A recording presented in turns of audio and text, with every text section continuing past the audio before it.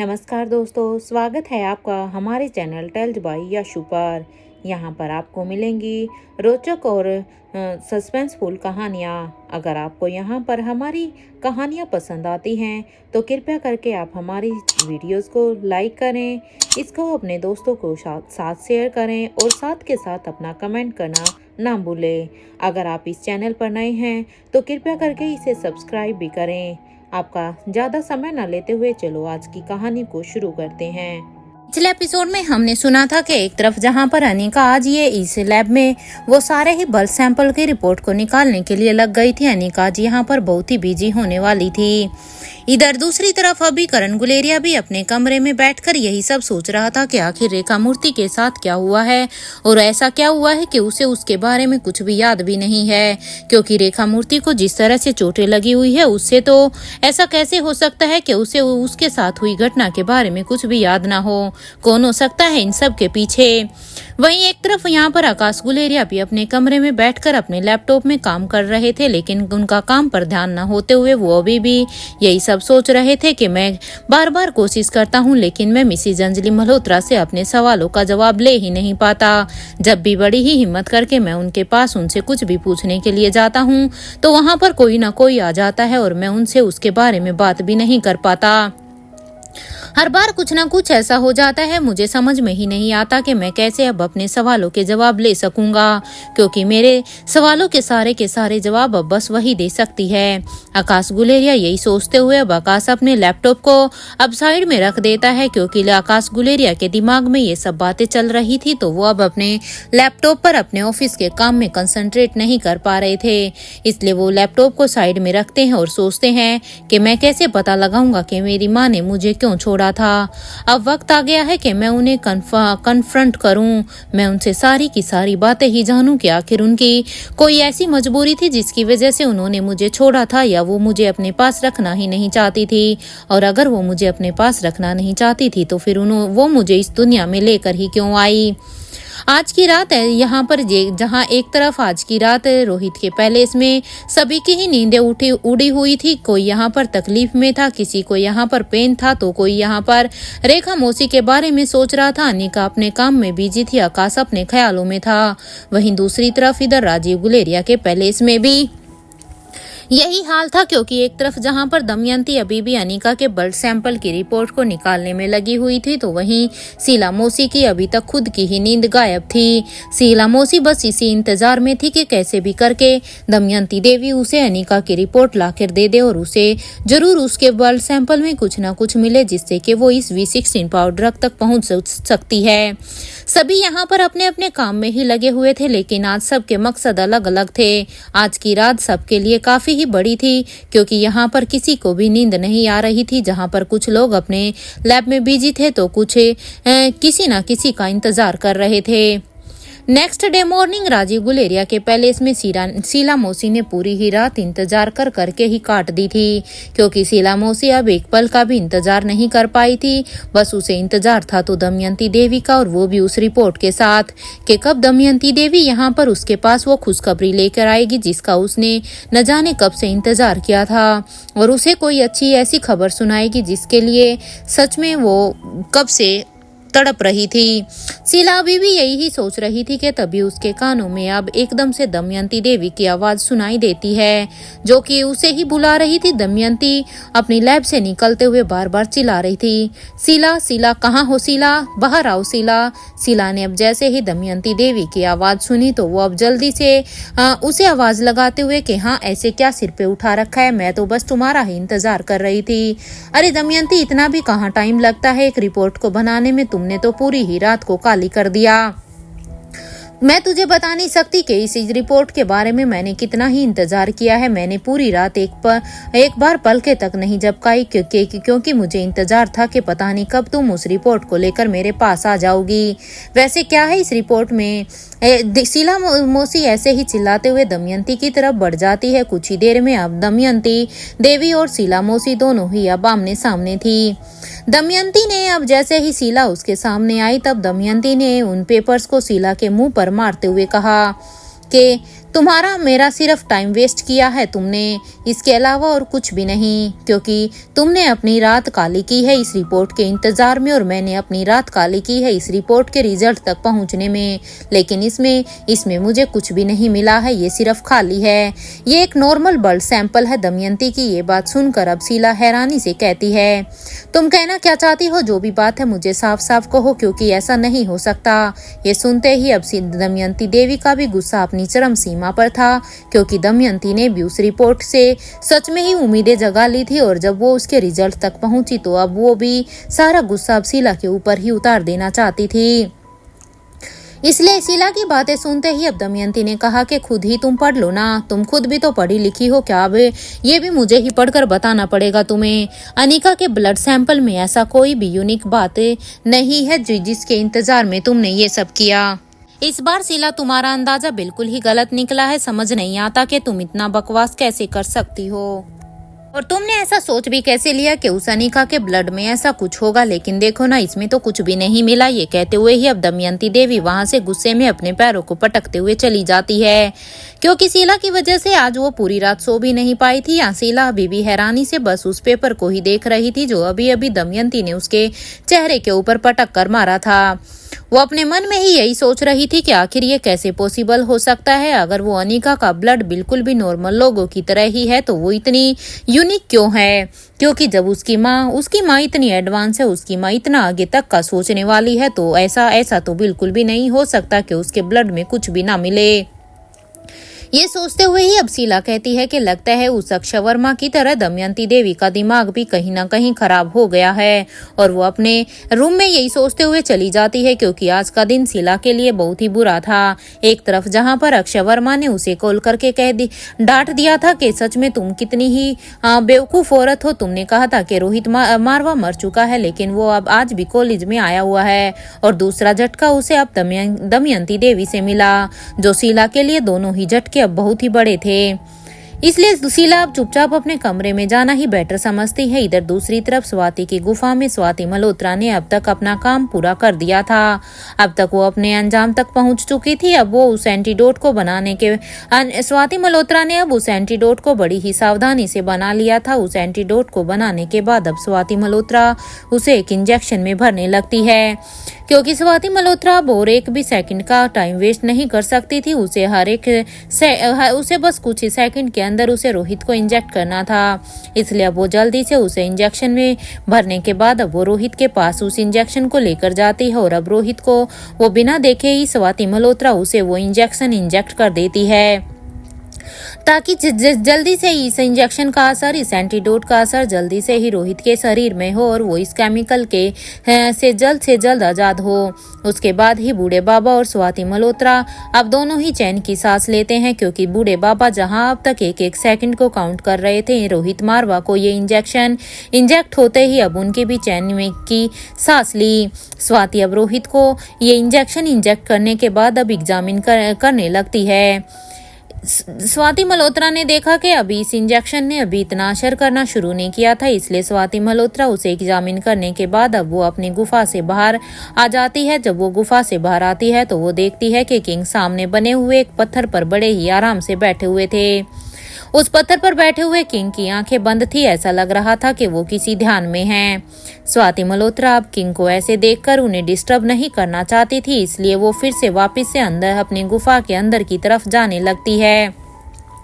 जैसे ही स्वाति मल्होत्रा गुफा में जाने के लिए मुड़ी तभी उसके कानों में अब एकदम से ही किंग की आवाज आती है, जो कि उसे पूछ रहे थे कि अब कैसा है वो। किंग के इस सवाल पर अब स्वाति मल्होत्रा कहती है कि जी अब वो ठीक है, अगर मुझे थोड़ी देर हो जाती तो शायद मैं उसे बचा भी नहीं पाती, लेकिन हाँ ये अच्छी बात है कि एंटीडोट सही समय पर बन गया और रोहित को उसे इंजेक्ट भी कर दिया गया है।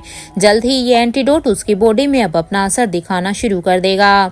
स्वाति मल्होत्रा की ये बात सुनकर अब किंग उसे एक टोंट मारते हुए कहता है कि तुम्हें सच में ऐसा लग रहा है कि तुम उसे बचा नहीं पाती? रियली? क्या सच में तुम्हारी हालत आज ऐसी हो गई है जो मैं तुम्हारे मुंह से ये सब सुन रहा हूँ? पहली बात कि वो मर नहीं सकता है, ये बात हमेशा ही ध्यान रखना, क्योंकि वो मेरा खून है। ये कहते हुए ही अब किंग एकदम से ही खामोश हो जाते हैं और फिर वो अपने ध्यान में फिर से दोबारा से चले जाते हैं। ये देखकर तो अब स्वाति मल्होत्रा अपनी पुरानी ही यादों में चली जाती हैं कि जब वो यहाँ पर पेरिस आई थी तो उसकी आंखों में पेरिस आने के बाद कितने ही सपने थे। बहुत सारे सपने लेकर यहाँ पर स्वाति मल्होत्रा पेरिस में आई थी। उसने न जाने क्या क्या सोच रखा था कि उसका फ्यूचर कैसा होगा। उसके दिल में कितनी ही उम्मीदें थी। वो साथ ही साथ अब उसके जब वो यहाँ पर आई थी तो इन उम्मीदों और सपनों के साथ उसके मन में एक डर भी था। जब यहाँ आने के बाद स्वाति मल्होत्रा को पता चला था कि उस इंस्टीट्यूशन में काम कर रहे सभी डॉक्टर्स और साइंटिस्ट जो 4 लेवल का एग्जाम देना होता है और जो ये चारों लेवल को पूरा कर देगा उसे ही मौका मिलेगा मिस्टर किंग को असिस्ट करने का। क्योंकि यहाँ पर आने के बाद ही स्वाति मल्होत्रा को यहाँ पर एक्चुअल का पता चला था। जिस दिन ये अनाउंसमेंट उनके उस इंस्टीट्यूशन में हुई थी कि जो भी स्टूडेंट यहाँ पर जो भी डॉक्टर या साइंटिस्ट इसे इन चारों लेवल को पार करेगा उसी को ही एक मौका मिलेगा और वो इतने सारे डॉक्टर और साइंटिस्ट में से वो सिर्फ एक ही इंसान होगा। स्वाति अभी अपने मन में सोचती है कि मुझे तो उस समय लगा भी नहीं था कि मैं वो लकी पर्सन हो सकती हूँ। भले ही उस वक्त मेरे मन में भी इच्छा थी कि काश वो लकी पर्सन मैं रहूं, लेकिन उस समय मुझे भी अपने आप से इतनी उम्मीद नहीं थी कि सच में ऐसा मेरे नसीब में होगा। और कितना अजीब इत्तेफाक था ना कि मैं सिलेक्ट भी हो गई थी। किंग को असिस्ट करना मेरे लिए सच में ही एक गोल्डन अपॉर्चुनिटी थी। कितना कुछ सीखने को मिला था मुझे किंग से। सच में अगर मैं किंग से नहीं मिलती तो शायद मैं कभी भी इस लेवल तक नहीं आ पाती।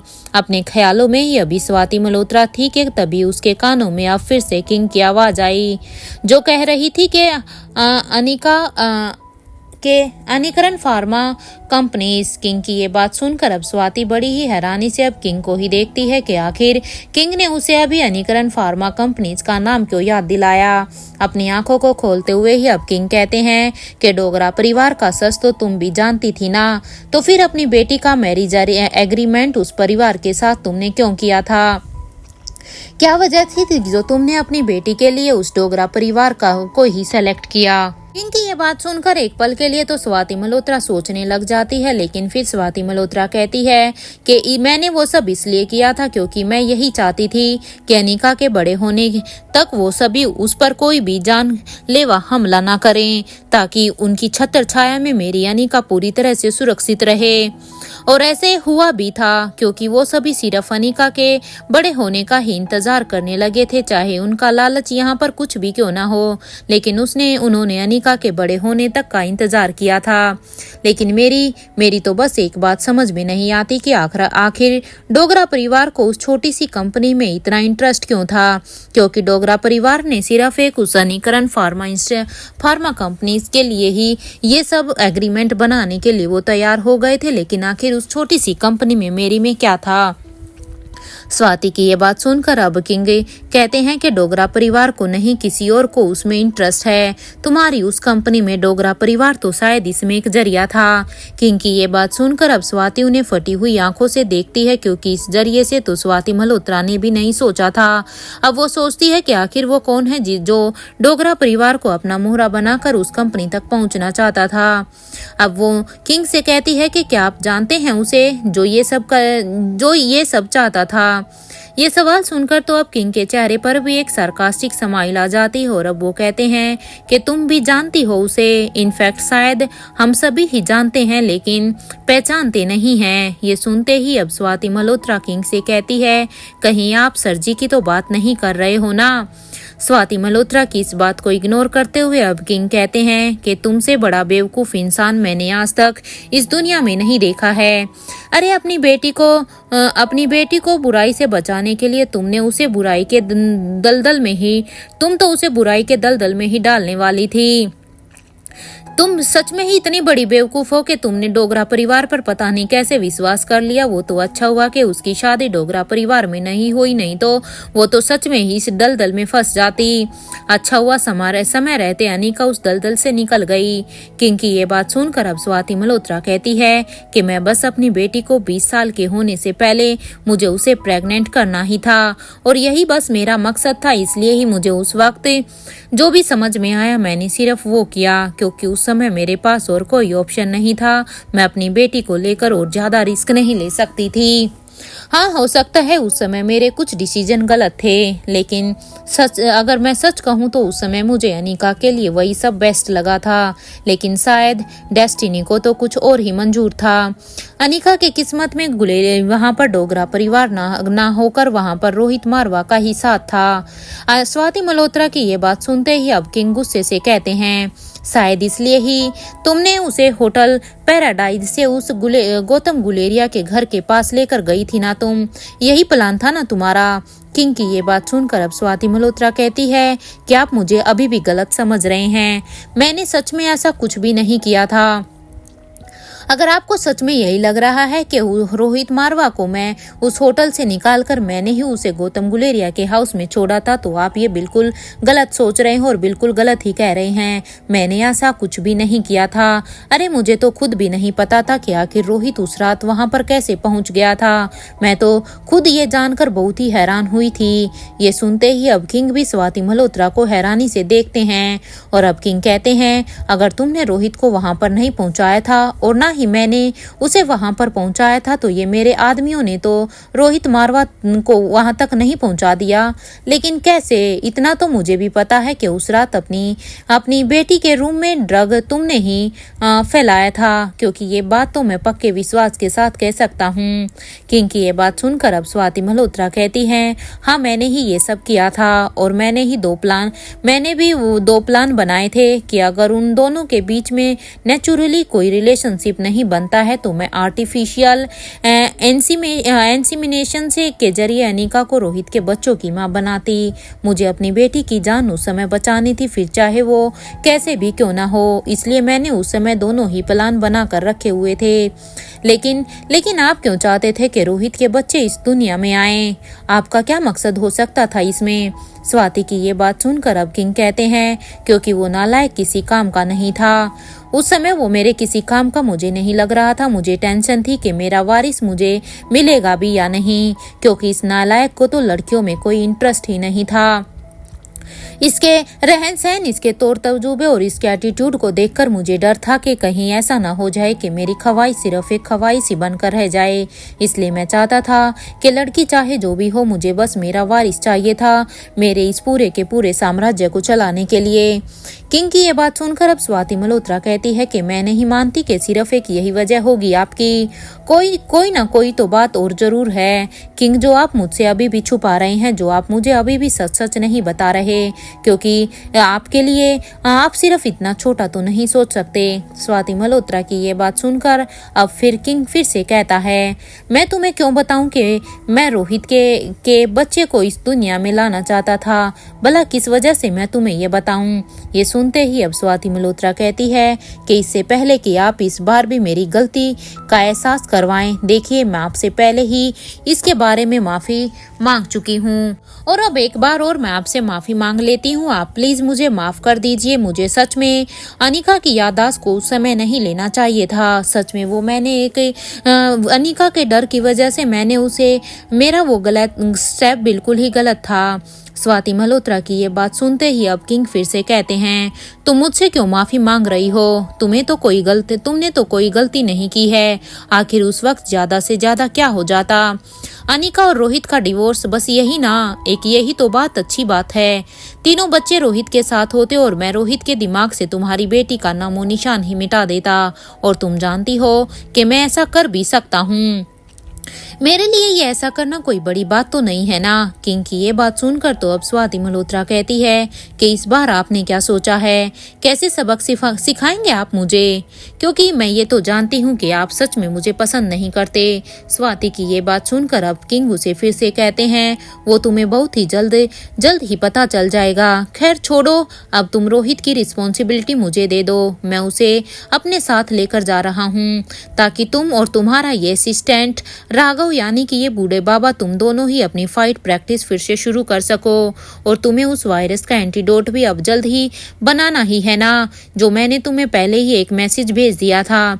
किंग की ये बात सुनकर अब स्वाति मल्होत्रा कहती है कि मैं यहाँ रोहित का ख्याल रखते हुए भी ये सारे के सारे काम भली बातें ही कर सकती हूँ। उसके लिए मुझे रोहित को यहाँ से भेजने की जरूरत नहीं है, क्योंकि इतना काम तो मैं आसानी से कर सकती हूँ।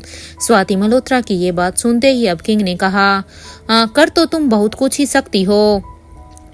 करण को सच बता सकती थी। अरे तुम अगर इतना ही कर सकती थी तो तुम सच में करण को भी तो अपना सच बता सकती थी, उसके बच्चे के बारे में बता सकती थी। अरे उसको तो कितने सालों के बाद उसके बेटी के बारे में पता चला है। तुम्हें क्या लगता है कि जो करण गुलेरिया आकाश का सच पूरी दुनिया से छुपा सकता है, तो क्या वो अपनी बेटी को प्रोटेक्ट करने के लिए क्या वो ठीक नहीं था? क्या तुम्हें उस समय उस पर यह विश्वास नहीं था कि वो करण गुलेरिया अपनी बेटी को भी सबसे प्रोटेक्ट कर सकता है? तुम एक बार अपने प्यार पर भरोसा तो उस समय कर देखती, लेकिन नहीं, तुम्हें तो उसे मंदबुद्धि और लालची इंसान गौतम गुलेरिया पर भी भरोसा था। किंग यहाँ पर स्वाति मल्होत्रा को बस पुरानी ही उसकी गलतियों के ऊपर टोंट पर टोंट सुनाते हुए दिखाई देते हैं, क्योंकि किंग को यहाँ पर स्वाति मल्होत्रा की एक से एक गलती दिखाई देती है। अब किंग अपनी बात को आगे बढ़ाते हुए कहते हैं कि तुम्हें उस गौतम गुलेरिया पर भरोसा था, इसलिए तो तुमने अपनी 1.5 साल की बेटी को ही उसके भरोसे छोड़ दिया था। अरे कैसी माँ हो तुम, कैसे तुम अपनी बेटी को, इतनी छोटी सी बेटी को किसी भी अनजान आदमी के पास छोड़ सकती हो, और वो भी उस लालची के पास? एक बात मुझे समझ में ही नहीं आती है कि अगर तुम्हें ही गुलेरिया हाउस में ही नहीं रहना था तो तुम अपने घर मल्होत्रा हाउस में क्यों नहीं गई? तुम्हें दिल्ली छोड़ने की इससे उस समय क्या ही जरूरत थी? मुझे तो लग रहा है उस समय तुम्हारे सारे ही डिसीजन गलत थे।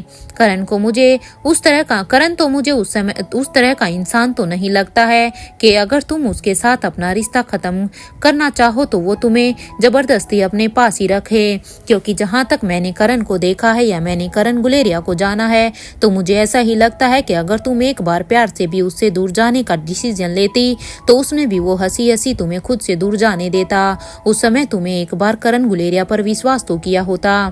अरे मुझे अच्छी तरह से पता है कि जब तुम मनाली में थी तो करण गुलेरिया तुम्हें अपने साथ दिल्ली लेकर जा रहा था, तो तुमने ही उसे उस समय मना करते हुए कहा था ना कि तुम अपनी शादी में खुश हो और उसे भी अब अपनी जिंदगी में आगे बढ़ जाना चाहिए। उसे एक अच्छी सी लड़की देखकर उसे खुद के लिए शादी कर लेनी चाहिए, क्योंकि जब तुमने यहाँ पर गौतम गुलेरिया के साथ शादी कर ली थी तब भी करण गुलेरिया एक बार तुम्हें वापस से मनाली लेने के लिए आया था, लेकिन उस समय भी तुमने करण गुलेरिया को कोई भी चांस नहीं दिया। इवन सच बताना तो दूर, तुमने तो उसके साथ जाने से भी मना कर दिया था। मुझे तुम एक बात सच बताना, क्या तुम सच में पागल तो नहीं हो गई हो ना? आखिर क्या सोचकर तुमने उस गधे गौतम गुलेरिया से शादी की थी उस समय पर? अरे वो स्वाति कहाँ गई जो किसी से भी नहीं डरती थी, जिस स्वाति से मैं पहली बार मिला था, जो अपनी बात को बड़ी ही बेबाकी से कहती थी, अपनी बात को कहने से पहले उसे किसी से डर भी नहीं लगता था। अरे तुम्हारी एक यही क्वालिटी ही तो सबसे अच्छी थी, और सच बताऊं तो मुझे भी वही स्वाति अच्छी लगी थी। तुम लड़ने की बजाय पीछे क्यों हट गई स्वाति? किंग की ये बातें सुनकर तो अब स्वाति मल्होत्रा एकदम से ही खामोश हो गई थी, क्योंकि अब किंग के इन सवालों का सच में उसके पास कोई जवाब ही नहीं था। क्योंकि स्वाति मल्होत्रा कैसे बताती कि एक माँ बनने के बाद उसे सच में ये ऐसे डिसीजन लेने पड़े थे। अपनी बेटी के लिए उसे लोगों से डरना भी पड़ा था। इस तरह से उसे खामोश देखकर अब किंग कहते हैं कि खैर छोड़ो इन सभी बातों को, मुझे ये बताओ कि अगर मैं तुम्हारे पैलेस में बिना किसी की नजर में आए अपने तीनों बच्चों से मिलना चाहूँ तो मैं कैसे जा सकता हूँ? क्योंकि मुझे वहाँ पर उन तीनों ही बच्चों से मिलना है, और ये बात तुम ही मुझे बता सकती हो। किंग की ये बात सुनते ही अब स्वाति मल्होत्रा कहती है कि आप अपने चॉपर को टेरेस पर उतारकर वहां पर बने हुए स्टैचू के पीछे एक बटन लगा हुआ है, जिसे प्रेस करने के बाद आप उस महल के अंदर चले जाइएगा, और रास्ता सीधा ही वो यहाँ पर बच्चों के रूम की तरफ जाता है।